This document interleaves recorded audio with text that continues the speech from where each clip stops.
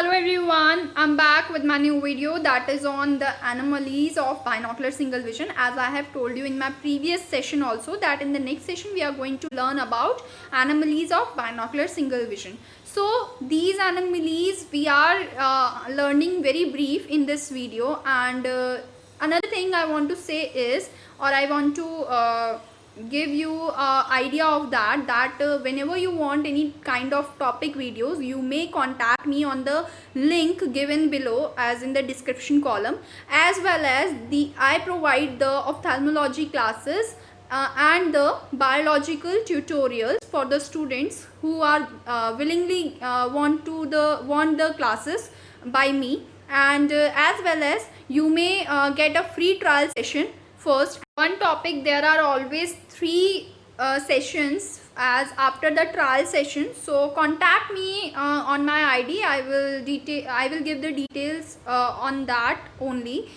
if you contact me on that. So go through with this video first and learn about the anomalies of binocular single vision. Video that is on the anomalies of the binocular single vision. As I have told you in my previous session about the binocular single vision and the gradings of binocular single vision, and how the development takes place in our eye for binocular single vision. Okay, so these are the things we need to learn for a brief of binocular single vision. Now moving towards the major part, that is the anomalies behind not attaining the visual acuity 6/6 for binocular single vision. Okay, so these anomalies include the suppression, the amblyopia, abnormal retinal correspondence, confusion and diplopia. So these are the factors for not attaining the visual acuity 6/6 by 6 years of age. Okay, so suppression. First we understand about suppression. What is suppression? Suppression is a kind of temporary cortical active inhibition of the image. What does this mean? This means the eye does not perceive to form an image, does not perceive any kind of object in his or her eye to form an image on retina with squinting eye. Okay, the suppression occurs with the squint. So whenever the patient is having a squint, that is the major thing in the young age children's, the squint. So with the squint, sometimes the patient is not getting the image formation on the retina. So that causes suppression. Okay, and suppression is done with both open eyes. What I have said, the suppression is done with when the patient is having both eyes open. Okay, that time suppression takes place. With that, suppression means whenever suppression disappears. Suppression is a temporary thing, so it get disappear when it get disappear. It get disappear whenever you are trying to fixate the fixating eye. Whenever you try to fixate the fixating eye, and that fixating eye get fixate, but with that fixation, by fixate the fixating eye, we need to just fixate the fixating eye first, other than squint eye. I mean to say, we need to fixate the eye other than squint eye. Just have an example, like we have a right eye and a left eye. Okay, this is the right eye, this is a right eye, and this is a left eye. This eye is having squint. Okay, we need to fixate the other eye first. Okay, we need to fixate the other eye first. So how we can fixate the other eye? We should cover this left eye to fixate the right eye. Okay, we should fixate the fixating eye first. We should cover the fixating eye first, and then what we do? We will fixate the squinting eye. When the squinting eye get fixate, this get fixate, after this get covered. Okay, this get covered, and after this what get fixate and no squint is there. This get fixate na, and no squint is there. So after getting fixate, the squinting eye, what we see that there is no suppression remaining. Okay, so this is all about the suppression technique. Amblyopia. Amblyopia is a kind of partial reversible loss of vision in one or both eye. Okay, amblyopia, we all know that it is generally seen before the 6 to 7 years of age, but that is being consisted by some patient in the further age also. So, but generally it is only seen before the 6 to 7 years of age, because it does not usually develop after 6 to 7 years of age. Okay, this is the partial reversible loss of vision in one or both eye. What does this mean? Partial reversible loss of vision means it get developed sometimes, okay, but with the pathological condition sometimes it won't develop, and there is no cause found for this kind of anomalies, including with the physical examination. We doesn't found this with the physical examination.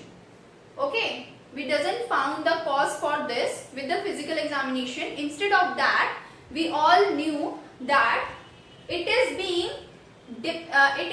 caused with the anisometropic condition. Anisometropic condition means whenever there is a difference in refractive error, okay, in both eyes. So this is found with anisometropia.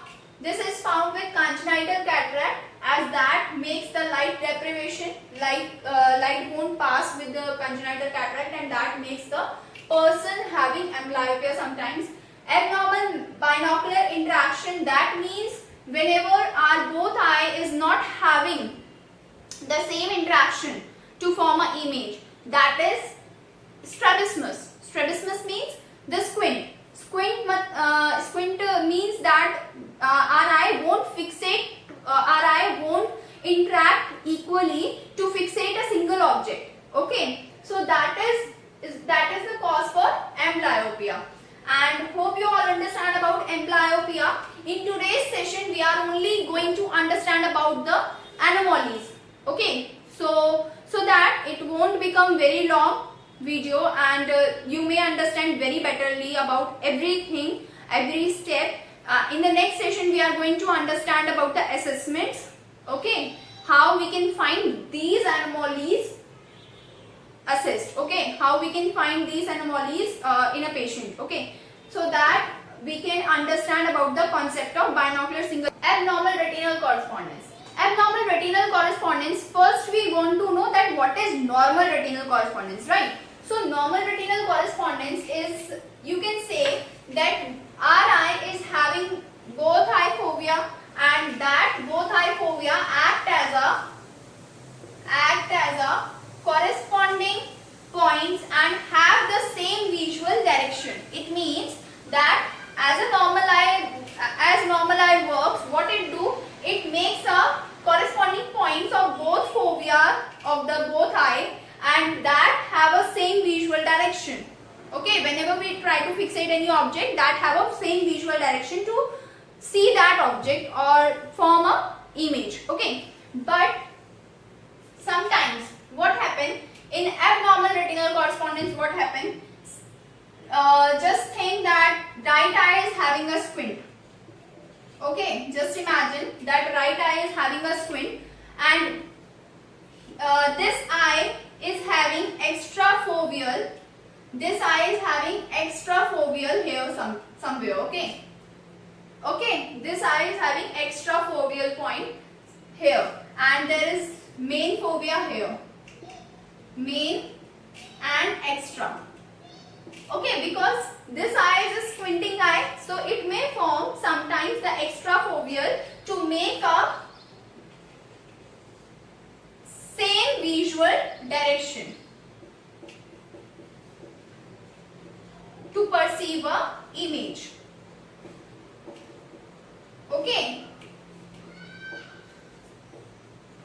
this is just all about the abnormal retinal correspondence. correspondence. That means our eye try to fix any kind of object to perceive an image, but by forming a extrafoveal point due to squint. Okay, so this is just about abnormal retinal correspondence. This abnormal retinal correspondence is being caused due to the diplopia and confusion. Okay. Now, what is confusion and what is diplopia? Confusion is whenever you are trying to fixate any kind of object and that makes another object. So, you will just confuse by those images. Okay, that's all about confusion, and it may be temporary, it may be permanent, but depending on the other pathological conditions. Now, the diplopia. Diplopia is, you can say that whenever we see any kind of object and that appears as two, doubling of the image, you can say, that is diplopia, and with that it is binocularly or uniocularly. Okay, binocularly means whenever we have our both eye having diplopia, and uniocularly means whenever we are having a single eye affected with diplopia. Okay, and after that there is crossed and uncrossed, that is main diplopia. Diplopia is two kind, as this is a doubling of image, you can say. Okay, and it is of two kind, that is crossed or uncrossed. It is binocular or uniocular, that you already know that binocular is in the both eye and uniocular is in single eye. But the crossed and uncrossed is quite different from that. Crossed means sometimes it is also known as unharmonious, uncrossed is also known as harmonious, as well as crossed means the crossing over, right? And this crossing over is being done in divergent squint whenever we focus like this. Okay, and this divergent squint in this the false image is formed on opposite side of deviation, because diplopia is also a part of squinting now. So this is the kind of anomaly in which the false image is formed on opposite side of deviation. And in uncrossed, what does this mean? This is a parallel type and convergent squint, in the placement of convergent squint. Okay, and at that time, what does this mean? That there is a false image formation in the same side of deviation. Okay, so whenever we try to deviate in convergent squint, wherever we are going to deviate in convergent squint, we are having at that place the false image formation. Okay, and in the crossed, it means that whenever we are trying to deviating our eyes, and at that point it our eye get false images formation. Okay, so this is all about the diplopia, and here we have finished all the anomalies in brief about binocular single vision. Hope you all understand about binocular single vision anomalies. This is just a brief. In the next session, we are going to learn about the assessment regarding these anomalies, as well as if you want to take the session with me privately with the kind of topic whatever you want, I am there for you. Please contact me in the description link, that is I have given in the description.